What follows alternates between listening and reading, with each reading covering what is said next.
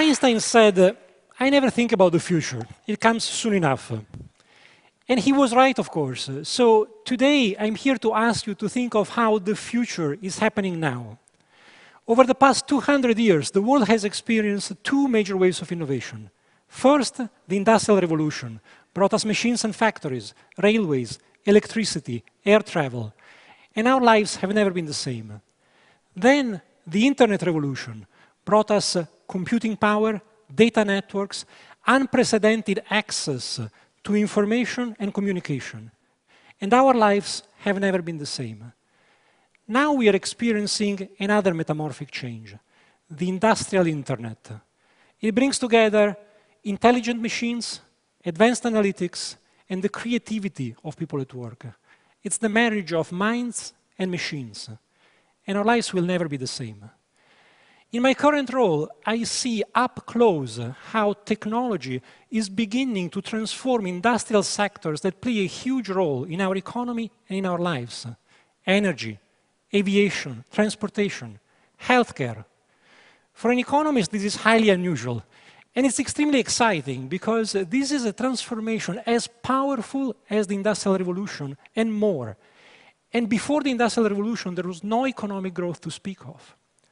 So what is this industrial internet? Industrial machines are being equipped with a growing number of electronic sensors that allow them to see, hear, feel a lot more than ever before, generating prodigious amounts of data. Increasingly sophisticated analytics then sift through the data, providing insights that allow us to operate the machines in entirely new ways, a lot more efficiently. And not just individual machines, but fleets of locomotives, airplanes, entire systems like power grids, hospitals. It is asset optimization and system optimization. Of course, electronic sensors have been around for some time, but something has changed. A sharp decline in the cost of sensors and, thanks to advances in cloud computing, a rapid decrease in the cost of storing and processing data. So we are moving to a world where the machines we work with are not just intelligent, they are brilliant. They are self-aware, they are predictive, reactive, and social. It's jet engines, locomotives, gas turbines, medical devices, communicating seamlessly with each other and with us. It's a world where information itself becomes intelligent and comes to us automatically when we need it without having to look for it. We are beginning to deploy throughout the industrial system embedded virtualization, multi-core processor technology, advanced cloud-based communications, a new software-defined machine infrastructure which allows machine functionality to become virtualized in software, decoupling machine software from hardware, and allowing us to remotely and automatically monitor, manage, and upgrade industrial assets. But why does any of this matter at all? Well, first of all, it's already allowing us to shift towards preventive, condition-based maintenance, which means fixing machines just before they break, without wasting time servicing them on a fixed schedule. And this, in turn, is pushing us towards zero unplanned downtime, which means there will be no more power outages, no more flight delays. So let me give you a few examples of how these brilliant machines work. And some of the examples may seem trivial, some are clearly more profound, but all of them are going to have a very powerful impact. Let's start with aviation. Today, 10% of all flights cancellations and delays are due to unscheduled maintenance events. Something goes wrong unexpectedly. This results in $8 billion in costs for the airline industry globally every year, not to mention the impact on all of us, stress, inconvenience, missed meetings as we sit helplessly in an airport terminal. So how can the industrial internet help here? We've developed a preventive maintenance system which can be installed on any aircraft. It's self-learning and able to predict issues that a human operator would miss. The aircraft, while in flight, will communicate with technicians on the ground. By the time it lands, they will already know if anything needs to be serviced. Just in the US, A system like this can prevent over 60,000 delays and cancellations every year, helping 7 million passengers get to their destinations on time. Or take healthcare. Today, nurses spend an average of 21 minutes per shift looking for medical equipment. It seems trivial, but it's less time spent caring for patients.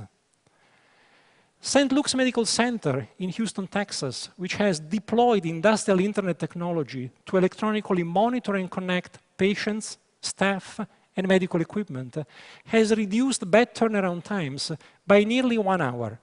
If you need surgery, 1 hour matters. And it means more patients can be treated, more lives can be saved. Another medical center in Washington State is piloting an application that allows medical images from CT scanners and MRIs to be analyzed in the cloud, developing better analytics at a lower cost. Imagine a patient who has suffered a severe trauma and needs the attention of several specialists, a neurologist, a cardiologist, an orthopedic surgeon. If all of them can have instantaneous and simultaneous access to scans and images as they are taken, they will be able to deliver better healthcare faster. So all this translates into better health outcomes, but it can also deliver substantial economic benefits. Just a 1% reduction in existing inefficiencies could yield savings of over $60 billion to the healthcare industry worldwide. And that is just a drop in the sea compared to what we need to do to make healthcare affordable on a sustainable basis. Similar advances are happening in energy, including renewable energy. Wind farms equipped with new remote monitorings and diagnostics that allow wind turbines to talk to each other and adjust the pitch of their blades in a coordinated way, depending on how the wind is blowing, can now produce electricity at a cost of less than 5 cents per kilowatt hour. 10 years ago, that cost was 30 cents, 6 times as much.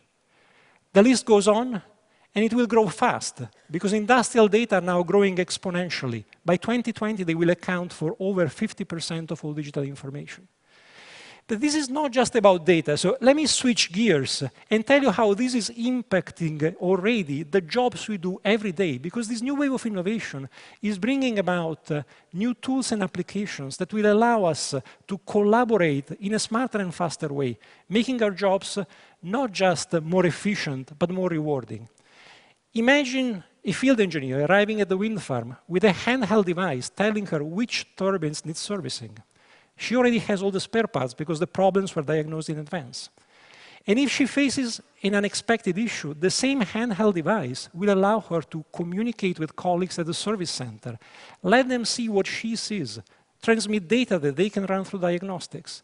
And they can stream videos that will guide her step by step through whatever complex procedure is needed to get the machines back up and running. And their interaction gets documented and stored in a searchable database. Let's stop and think about this for a minute, because this is a very important point. This new wave of innovation is fundamentally changing the way we work. And I know that many of you will be concerned about the impact that innovation might have on jobs. Unemployment is already high, and there is always a fear that innovation will destroy jobs. And innovation is disruptive. But let me stress 2 things here. First, we've already lived through mechanization of agriculture, automation of industry, and employment has gone up. Because innovation is fundamentally about growth. It makes products more affordable, it creates new demand, new jobs. Second, there is a concern that in the future there will only be room for engineers, data scientists, and other highly specialized workers. And believe me, as an economist, I'm also scared. But think about it, just as a child can easily figure out how to operate an iPad, so a new generation of mobile and intuitive industrial applications will make life easier for workers of all skill levels. The worker of the future will be more like Iron Man than the Charlie Chaplin of modern times. And to be sure, new high-skill jobs will be created. Mechanical digital engineers who understand both the machines and the data. Managers who understand their industry and the analytics and can reorganize the business to take full advantage of the technology. But now, let's take a step back. Let's look at the big picture. There are people who argue that today's innovation is all about social media and silly games, with nowhere near the transformational power of the Industrial Revolution.